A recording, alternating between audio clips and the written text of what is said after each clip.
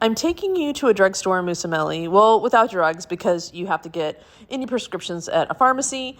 But it's similar to what you'd find in CVS or Walgreens. There is construction on the way because they have so many grants to revitalize the city. They are, in fact, doing that. If you've gone up a couple more blocks is where the hospital is, but here we are at Acqua Sapone, which is water and soap.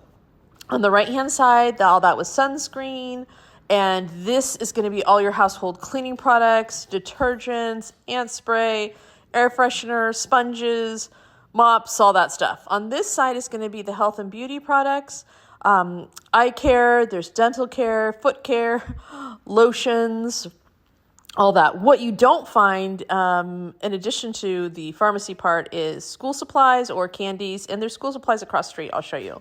All this is the men's section here on this back wall. And then here is the hair care products. I was worried about hair dye, so I actually brought some from the States, but they had it here, so I didn't need to worry. They also have the touch-up stuff and dry hair shampoo.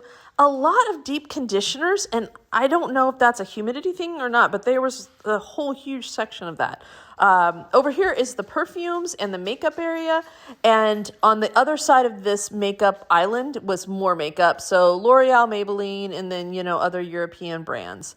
Now we're going to go across the street to where this red awning is. That's the school supplies. They had office supplies and school supplies here, really easy to get, so make sure to follow or watch the playlist for more of Mussomeli.